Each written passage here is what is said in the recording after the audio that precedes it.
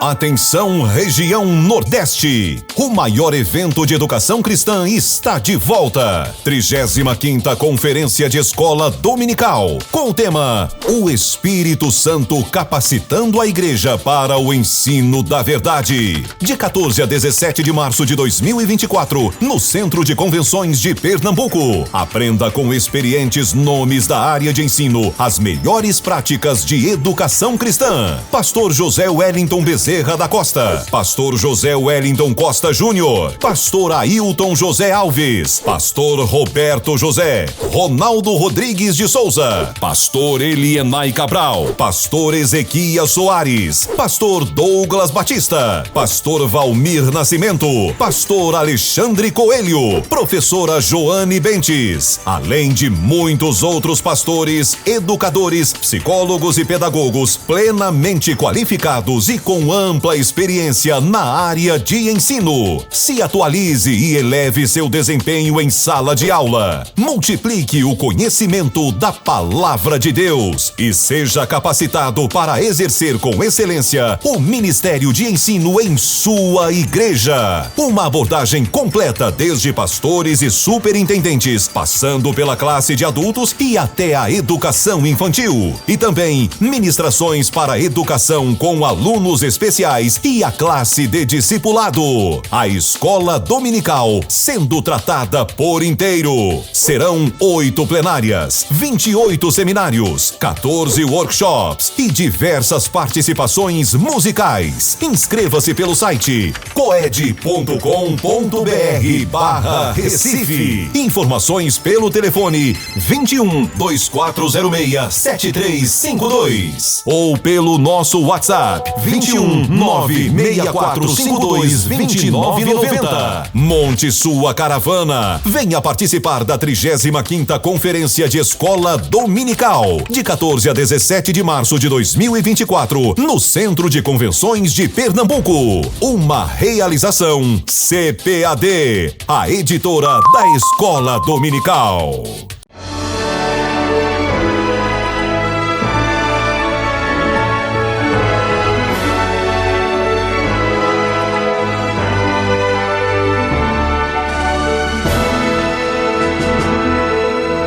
Subsídios. Lições Bíblicas. Jovens. Lição 9. A doutrina dos apóstolos. Que a paz do Senhor esteja reinando no seu coração.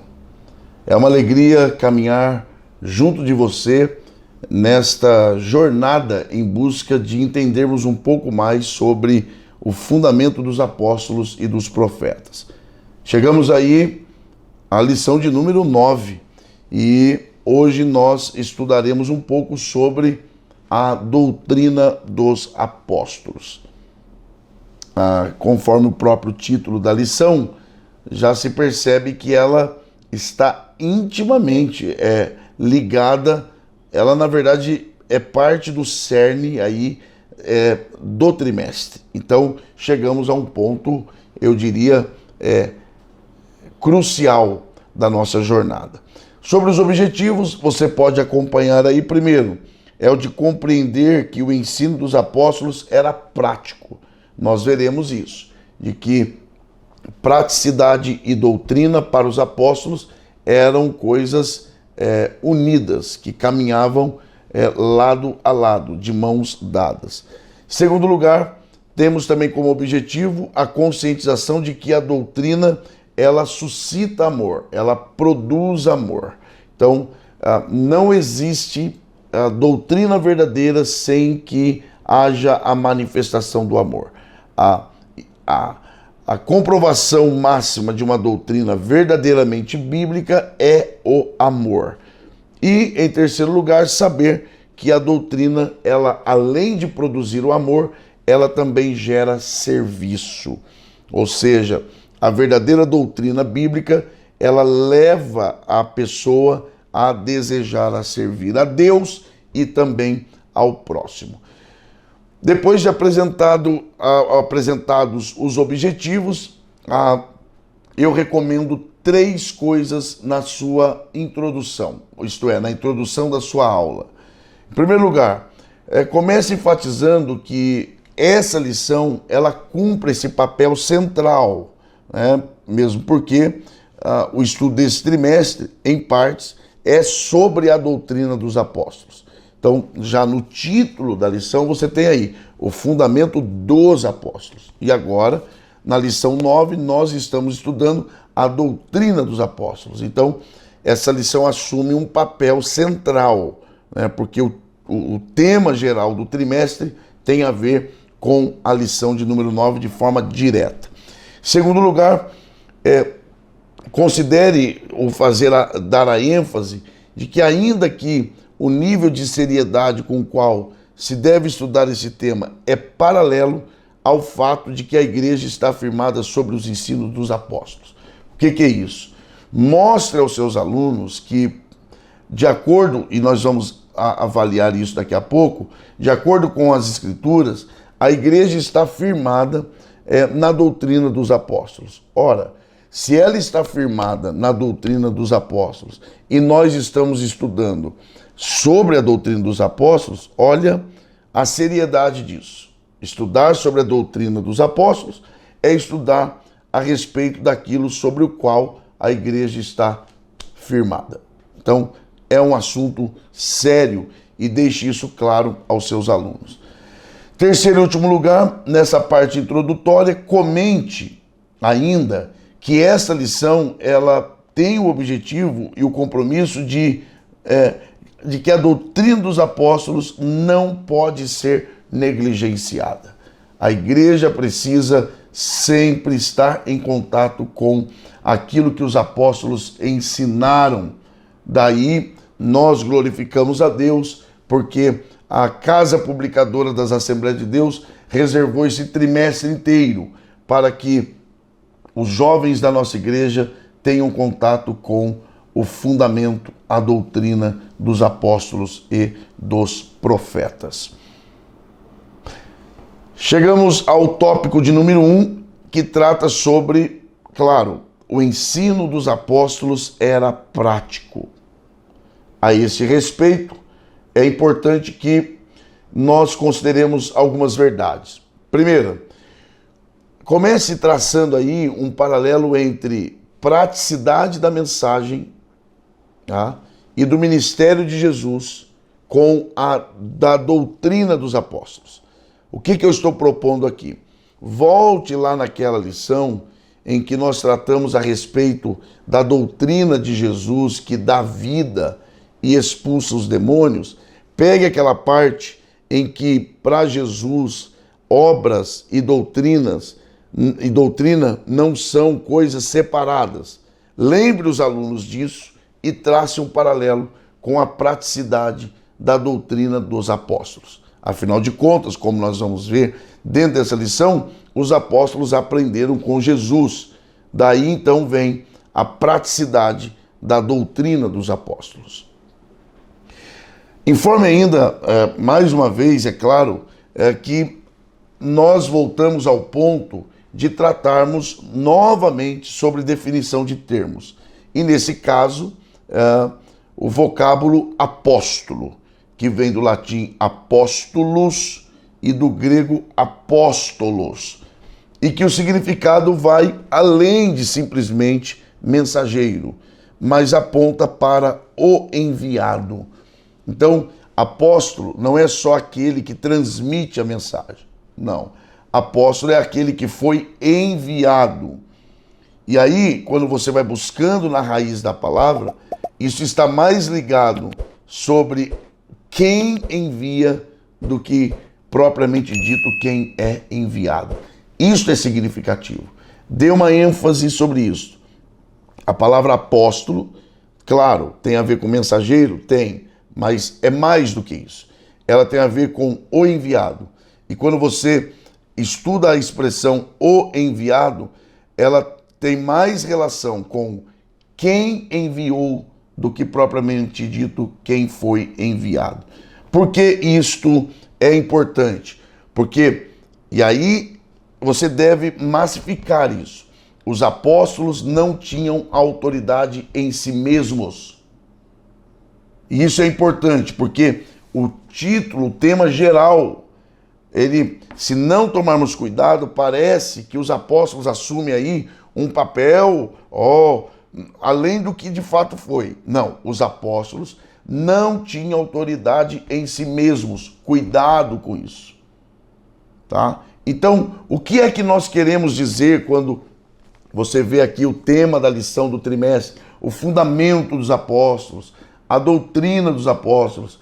A proposta aqui é entender que por doutrina dos apóstolos se entende os ensinos daqueles que receberam o chamado e a autoridade necessária para isto. É o ensino deles, é o que eles ensinaram. Então, eu diria que é importante que você leia com seus alunos Efésios capítulo 2, versículo 20. E a partir dessa leitura, você enfatiza duas verdades. Primeira, doutrina dos apóstolos significa o ensino deles e não eles em si. Então, vamos de novo. Fundamento dos apóstolos. Não está falando dos apóstolos em si. Está falando do que eles ensinaram. Então, essa expressão doutrina, fundamento dos apóstolos, é o que eles ensinaram e não sobre eles. Segundo, a igreja não está fundamentada sobre os apóstolos. A igreja está fundamentada sobre o que eles ensinaram a respeito de Cristo. O texto de Efésios, capítulo 2, versículo 20, deixa isso claro. Tá bom? Então, dê essa ênfase aos seus alunos. Além disso, enfatize também que sem Cristo, esses ensinos não teriam valor nenhum. Aliás, eles nem existiriam. Então, Cristo é a causa, Cristo é o fundamento, Cristo é o objeto. Ou seja, é o final de tudo, é o objetivo final. Porque dele, como disse Paulo, por ele e para ele são todas as coisas. Então, destaque que, embora eles tenham sido bem fundamentados teoricamente, todavia, os ensinos dos apóstolos foram práticos. Tá? Por exemplo, leia o texto de Romanos 14, 17, que diz lá, o reino de Deus não é comida e nem bebida, mas é justiça, paz e alegria no Espírito Santo. Cada uma dessas características do reino tem aspectos práticos. Justiça, prático. Promover a justiça, promover a equidade. Paz, promover a paz, buscar a paz, viver em paz, ter paz. Alegria no Espírito Santo, ser alegre, produzir alegria, compartilhar alegria. Então, o reino de Deus, ele tem essa característica prática. E os apóstolos ensinaram uma doutrina prática.